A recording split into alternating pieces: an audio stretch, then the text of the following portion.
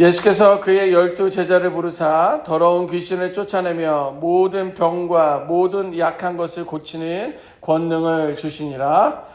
12사도의 이름은 이러하니 베드로라 하는 시몬을 비롯하여 그의 형제 안드레와 세베대 아들 야고보와 그의 형제 요한, 빌립과 바돌로메, 도마와 세리마테, 알페오의 아들 야고보와 다데오, 가나나인 시몬 및 가룟 유다 곧 예수를 판자라. 예수께서 이 12를 내보내시며 명하여 이르시되 이방인의 길로도 가지 말고 사마리아인의 고을에도 들어가지 말고 오히려 이스라엘 집에 잃어버린 양에게로 가라. 가면서 전파하여 말하되 천국이 가까이 왔다 하고 병든 자를 고치며 죽은 자를 살리며 나병한 자를 깨끗하게 하며 귀신을 쫓아내되 너희가 거저 받았으니 거저 주라. 너희 전대에 금이나 은이나 동을 가지지 말고 여행을 위하여 배낭이나 두벌 옷이나 신이나 지팡이를 가지지 말라. 이는 일꾼이 자기의 먹을 것 받는 것이 마땅함이라. 어떤 성이나 마을에 들어가든지 그 중에 합당한 자를 찾아내어 너희가 떠나기까지 거기서 머물라. 또 그 집에 들어가면서 평안하기를 빌라. 그 집이 이에 합당하면 너희 빈 평안이 거기 임할 것이요 만일 합당하지 아니하면 그 평안이 너희에게 돌아올 것이니라. 누구든지 너희를 영접하지 아니하고 너희 말을 듣지도 아니하거든 그 집이나 성에서 나가 너희 발에 먼지를 떨어버리라. 함께 읽습니다. 내가 진실로 너희에게 이르노니 심판날에 소돔과 고모라 땅이 그 성보다 견디기 쉬우리라. 아멘. 하나님께서 오늘 이 아침 우리들에게 주신 약속의 말씀입니다. 오늘 읽은 마태복음 10장은요, 예수님께서 12제자를 부르시는 그러한 이야기로 시작됩니다. 그때 예수님께서는요, 제자들에게 권능을 부여해 주시고, 또 이스라엘 백성들을 향하여 복음을 선포하라고 귀한 사명을 맡겨주고 있습니다. 그런데 예수님께서 갈릴리 지역에서 왕성한 사역을 하던 그러한 시기입니다. 그때는 이제 우리가 공생애다라고 이렇게 말하는데요. 공적인 사역을 시작하기 시작한 그 중간쯤 되는 어떤 그러한 시점입니다. 예수님께서는요, 제자들을 직접 사역에 참여시키면서 파송하셨고 또 복음 전파의 구체적인 방법과 또 너희들의 복음을 전할 때 어떤 태도를 가져야 되는지에 대해서 이제 가르치는 그런 내용들이 구체적으로 오늘 본문에 기록되어 있습니다. 구체적으로 한번 보도록 하겠습니다. 오늘 말씀 1절의 말씀 보면 예수님께서 12제자를 부르신 그 이야기가 나옵니다. 그런데 12제자를 부르시면서 그들에게 귀신을 내어 쫓는 권능을 그들에게 부여해 주십니다. 그리고 모든 질병을 고치셨던 어떤 그런 은혜를 그들로 하여금 감당할 수 있도록 그 권능을 부여해 주고 있습니다. 예수님께서 우리를 부르실 때 예수님의 그 부르심에는요, 초청 이상의 의미가 있습니다. 자, 오늘 우리 집에 놀러 오세요. 우리 집에 와서 함께 교제합시다. 어떤 그러한 초청의 의미를 넘는 그러한 초청 이상의 의미가 있는데, 그것은 뭐냐면 하나님께서 우리를 부르셨다라는 것은 사명과 권능을 부여해 준다는 거예요.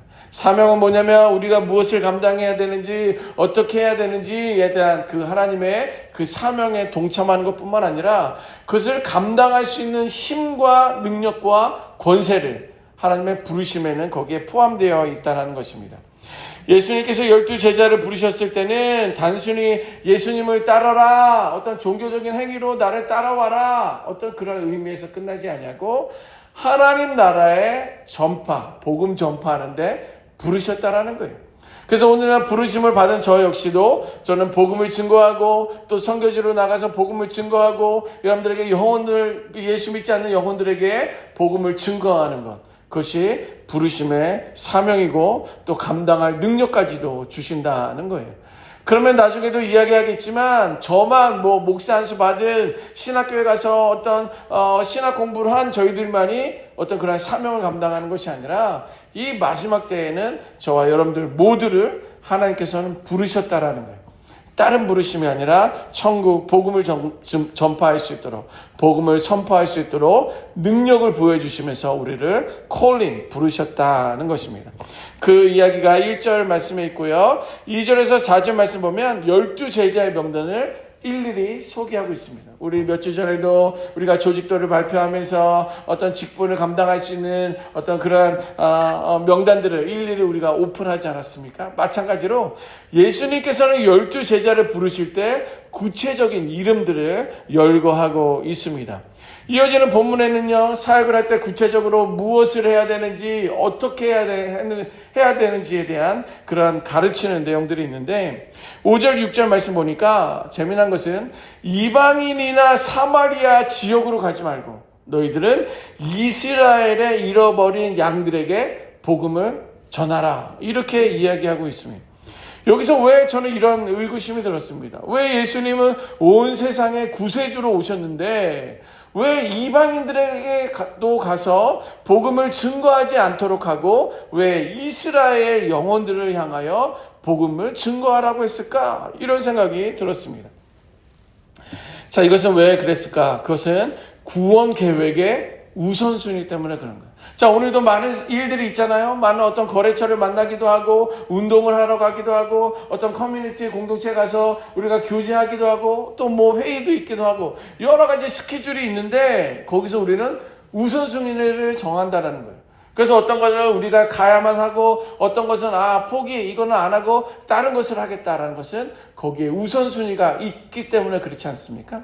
마찬가지예요. 예수님께서 이방인들에게 가지 말고 오직 먼저 너희는 이스라엘에 있는 잃어버린 영혼들을 향하여 복음을 증거하라 라고 한 것은 뭐냐면 하나님에게 있어서, 예수님에게 있어서 구원 계획의 우선순위가 거기에 있다라는 그런 의미예요. 그래서 하나님께서는요, 많은 사람들 중에서 아브라함을 선택하셨잖아요. 그리고 그들에게 믿음의 조상을 삼아주시며 축복을 하셨잖아요. 그리고 많은 민족들이 더 있었음에도 불구하고 하나님은 이스라엘을 선택하신 그 이유가 그것도 어떤 샘플링을 보여주시기 위함인데, 그것은 그 이스라엘을 통하여 구원의 통로로 삼기 위해서 그들을 선택하셨다라는 거예요. 그 이야기가 나오고요. 7절과 8절 2절 말씀에서는 천국이 가까이 왔다라고 이렇게 선포하고 있어요. 우리가 며칠 전에도 계속 복음을 전할 때 예수님이 어떤 병든 자를 고치시기도 하고 복음을 전했던 그 이유와 목적이 뭐라고 그랬습니까? 천국이 가까이 왔다라는 거예요. 천국이 이미 시작되었다라는 거예요. 그것을 강조하고 있었는데 오늘은 아예 오픈을 하고 나서 7절 8절에 천국이 가까이 왔다라고 이렇게 말씀해 주고 있습니다. 자, 9절과 10절 말씀에는 이제 너희가 전도하러 복음을 전하러 다닐 때 너희는 어떤 여행을 위해서 돈이나 여벌의 옷, 엑스트라 옷을 준비하지 말라라고 이렇게 이야기하고 있습니다. 아니, 하루 이틀만 나가도 갈아입을 속옷들은 가져가야 되는데, 아니, 어떻게 갈아입을 옷이나 어떤 양식을 준비해서 그걸 짊어지고 가지 말라고 했을까? 이렇게 생각될 수 있는데요. 그것은 뭐냐면 하나님의 공급하심을 신뢰하라는 거예요. 우리가 아무것도 없으면 어떻게 됩니까? 누군가를 찾아가서 도움을 구해야 되는데 내가 아는 사람의 지인들의 도움을 받는 것이 아니라 너희는 하나님께 기도하라는 거예요. 그러면 목사님, 하나님께 기도하면 뭐 떡을 갖다 주고 뭐 물을 갖다 주고 그렇습니까? 예, 물론 어떤 경우는 까마귀를 통해서 고기를 갖다 주기도 하고요. 또 반석을 쳤더니 물이 나오기도 하고요. 어떤 그런 매출학이나 어떤 그런 일들이 우리는 구약 성경을 통해서 많이 경험하지 않았습니까?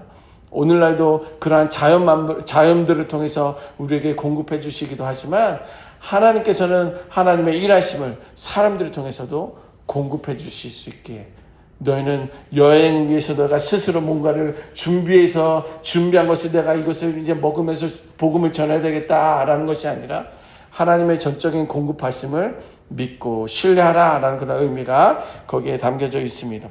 자, 이어서 나오는 11절에서 15절 말씀에는 복음을 받아들이는 자들에게 평안하라라고 하는 거예요. 각 가정마다 들어갈 때마다 거기에 평안하느냐, 너희는 평안하라, 샬롬 이렇게 인사하라고 말을 하는데 어떤 사람들은 샬롬이라고 했을 때 아멘, 나는 샬롬입니다, 샬롬하기를 원합니다. 이런 사람들은 그 샬롬의 은혜가 임할 것이지만, 아유 됐습니다, 무슨 샬롬이에요, 당신이나 잘 믿으세요, 나는 상관없습니다 라고 말하는 사람들에게는 경고를 하라는 하나님의 심판이 있을 것이다. 이러한 말까지도 구체적으로 예수님의 제자들에게 가르쳐주고 있습니다. 오늘 본문을 통해서 우리에게 주시는 메시지를 좀 살펴보도록 하겠습니다. 무엇이냐면 예수님께서는 예수님의 제자로 우리를 부르셨다라는 거예요. 2000년 전에 예수님의 부르심이 거기서 끝난 것이 아니라 하나님께서는 저와 여러분들을, 우리 HD 은혜교회를 예수님의 제자로 콜링, 부르셨다는 거예요. 자, 그런데요, 그 당시에 2000년 전에도 예수님은 제자들을 부르실 때 그냥 보내지 않았어요. 그냥 무책임한 분이 아니셨다는 거예요. 먼저는 그들을 부르셨다는, 컬링 하시고 그들에게 권능, 파워를 그들에게 주셨다는 거예요. 그리고 어떻게 해야 하는지, 구체적으로 너희는 뭘 해야 되는지, 무엇을 해야 하는지에 대해서 가르치신 이후에 그들을 세상으로 파송하셨다는 것입니다. 아니, 그러면 우리는 지금 2000년이 지난 이 시대에 우리는 무엇을 어떻게 준비해야 할까요? 우리를 또 하나님께서는 우리를 부르셨는데 우리는 무엇을 준비해야 될까요? 그 첫 번째는 영적인 준비가 필요합니다. 영적인 준비는 뭐냐면, 하나님이 나를 부르셨구나 라는 그런 어떤 믿음의 확신이 영적인 준비인 거예요. 그래서 이것은 하나님의 부르심이 있기에 이것은 내 뜻이 아니라 하나님의 부르심과 인도하심 속에서 시작된다는 그런 믿음의 확신이 있어야 되는 거예요. 그러기 위해서는 기도의 자리를 지켜야 되는 거고요. 그러면서 말씀을 읽고 부르심을 확신하며 하나님과의 관계를 세워나가는 것이 우리에게 우선시 되어야 됩니다. 두 번째는요, 권능의 준비가 필요합니다. 권능의 준비. 권능의 준비라는 것은 뭐냐면 이제 나의 능력이 아니라 성령의 능력으로 이것을 감당할 것이다 라는 거예요. 우리들도 주머니에 한 100불짜리만 있어도 든든하지 않습니까? 100불 정도는 내가 마음껏 쓰고 내가 뭘 하려고 하는 그런 경우들이 너무도 많이 있습니다. 근데 오늘 본문에서도 나온 것처럼 권능이라는 것은 나의 능력, 내가 있는 것으로 하는 것이 아니라 하나님이 주신 그 능력, 성령님이 주신 그 능력으로 감당하는 거예요. 한 번은 우리 성도님의 교회에서 봉사하고 또 섬기고 또 주일을 준비하면서 그런 이야기를 하십니다. 목사님, 나는 전혀 힘들지 않습니다. 아니, 내가 보니까 너무 힘들어 보이던데. 힘들지 않다고. 그분이 거짓말하는 걸까요? 저는 그렇게 생각하지 않습니다. 그것은 자신의 힘과 능력으로 한다고 하면 그것이 힘들 수 있지만, 그러나 시간이 지나면서 나의 몸은 노쇠져 가지만 하나님이 주신 그 능력, 성령이 주신 그 능력이라면 힘들지 않다는 말이 무슨 말인지 우리는 알 수 있습니다. 그래서 권능의 준비가 필요합니다. 성령님을 사모하십시오. 하나님, 나 부족한 거 아시잖아요. 하나님, 나 연약한 거 아시잖아요. 주님, 나에게 능력을 주셔서 그 성령의 충만함을 주셔서 내게 맡겨진 그 부르심의 사명을 잘 감당케 하여 주옵소서. 그러한 권능의 준비가 필요합니다. 세 번째는요, 사명의 준비가 필요합니다. 사명의 준비. 사명의 준비는 뭐냐면 우리는 교회 와서 설거지도 하고 김치도 담그고 만두도 빚고 뭐 이런 거 중요합니다. 그런데 우리들의 중요한 사명은 복음 전하는 거예요. 예수님은 복음을 전하라고, 또 마지막 때에 천국이 가까이 왔다라고, 죽어가는 영혼도 예수님을 알지 못하는 영혼들에게 복음을 전하는 것이 우리들의 먼저 된 사명이라는 거예요.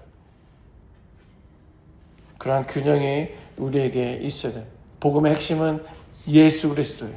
내가 알고 있는 예수님, 내가 경험한 그 예수님, 그것을 전할 수 있는 사명자가 되어야 되겠습니다. 마지막으로는요, 믿음의 준비가 필요합니다. 믿음의 준비가 필요합니다. 이 믿음은 보통 믿음이 아닙니다. 그렇게 쉽지도 않고 어렵지도 않아요. 생각하면 어려운데 정말 주어지는 거 보면 쉽습니다. 왜냐하면 뭐냐면 그 하나님의 공급하심을 신뢰하라는 거예요. 내가 뭔가 좀 있으면 이 가지고 있는 것 때문에 내가 든든할 때가 너무도 많아요. 그래서 있는 사람들이 하나님의 공급하심을 기대한다는 것은 참 쉽지 않아요. 그래서 부자들에 대해서도 성경은 이야기하고 있지 않습니까? 우리는요, 있을 때 우리들의 믿음을 더 지킬 수 있는 우리가 되어야 되는 거예요. 하나님, 내가 있는 것을 내가 어떻게 사용하기를 원합니까? 하나님, 있는 것을 내가 어떻게 하나님의 영광을 위해서 사용하기를 원합니까? 내가 가지고 있는 것을 의지하지 아니하고 성령에 주신 그 능력으로 내가 감당하기를 원합니다. 그런 믿음이 우리 안에 있어야 됩니다. 그래서 성경은요, 겨자씨만한 믿음만 있어도 이 산을 이쪽으로 옮길 수 있다라고 하는 엄청난 거예요. 큰 믿음도 중요하지만 우리에게 그 작은 믿음도 준비할 수 있는 그 믿음에 대한 신뢰가 우리 안에 있어야 될 줄 믿습니다. 아니, 그런데 목사님, 그렇게 준비하는 거 옳습니다. 알았습니다. 이렇게 준비하죠. 네, 준비하면서 차근차근 하겠습니다. 근데 확실히 저를 부르신 게 맞습니까? 나를 하나님이 부르신 게 맞아요? 그걸 어떻게 알 수 있습니까? 예, 성경은요, 당시에는 예수님께서 12 제자를 부르셨어요. 그들은요, 특별한 학식이나 능력이 있어서 예수님이 선택하시고 부르신 게 아니에요. 나요, 나를 제자로 삼아주세요. 이렇게 했었던 게 아니에요. 너 나를 따라와라. 너 나를 따라오라. 이렇게 말했는데요. 그들은 지식 있는 자들이나 어떤 능력이 있는 어떤 그런 사람들이에요. 거기에는 어부들도 있었고요. 거기에는 사람들의 어떤 비난도 받았던 어떤 세리, 어떤 텍스 컬렉터도 불렀고요. 어떤 사람들은 열심당원도 있어요. 열심당원이란 뭐냐면 우리 시대로 말하면 3.1 운동하고 있었던 어떤 독립투사들. 그 사람들은 이스라엘이 독립을 하기 위해서 그때 로마의 지배를 받고 있었잖아요. 그것을 독립을 하기 위해서 그 운동하고 있었던 그런 사람들도 예수님은 제자로 부르셨다라는 거예요. 그런데 그 많은 사람들 중에 공통점은 뭐냐면 그 부르심에 순종했다라는 거예요. 어부들도 막 그물을 깁고 뭐 이럴 때 나를 따라오너라 그랬더니 성경에는 그물을 빚어서 그 사람이 다음 물고기를 잡으러 갈 때 그것을 사용해야 되는데 배와 그물을 다 버려두고 예수를 따르니라 이렇게 말씀하고 있어요. 그들의 전체적인 공통점은 그 calling, 부르심에 obey, 순종했다라는 거예요. 그리고 어떤 사람은 불렀지만 나는 이것이 내가 가진 게 너무 많아서 걱정입니다. 나는 이러면서 근심하고 돌아갔다는 사람들은 예수님의 제자가 되지 못했던 거 여러분들 기억하고 있지 않습니까? 그래서 그 부르심에 응답한 사람들로 하여금 하나님의 나라를 확장해 가기 시작했습니다. 자, 이제는요, 예수님께서는 단지 12 제자뿐만 아니라 시대를 초월하여 2000년을 뛰어넘어 모든 믿는 자들에게 제자의 삶을 살도록 부르고 계신다는 거예요. 우리 성경 한 절 같이 한번 읽어보겠습니다. 마태복음 28장 19절 20절입니다. 자막있습니다. 시작. 그러므로 너희는 가서 모든 민족을 제자로 삼아 아버지와 아들과 성령의 이름으로 세례를 베풀고 내가 너희에게 분부한 모든 것을 가르쳐 지키게 하라. 볼지어다 내가 세상 끝날까지 너희와 항상 함께 있으리라 하시니라. 아멘. 여러분, 여기에 기록되어 있지 않습니까? 너희는 가서 라고 말하고 있어요. 여기에는 우리도 다 포함되는 거예요. 예수님의 부르심은요, 단지 2000년 전에 제자들에게만 주어진 것이 아니라 오늘날 우리들에게도 동일하게 부르신 줄 믿습니다. 그래서 예수님에 따르는 모든 사람들은 그분의 제자로 부르심을 받은 거예요. 중요한 것은 이제 우리가 그 부르심에 어떻게 응답할 것이냐는 거예요. 제자들의 부르심의 공통점은 그 콜링에 순종하며 따라간 것처럼 오늘 지금 이 시간에도 하나님은 여러분들을 부르시는데 여러분들은 뭐라고 응답하십니까? 그 하나님 부르심에 순종할 수 있는 우리 모두가 되었으면 좋겠습니다. 성령의 능력을 의지함으로 복음 전파와 치유 사역에 순종할 수 있는 우리 모두가 되시기를 주님의 이름으로 축원합니다. 아멘. 기도하겠습니다.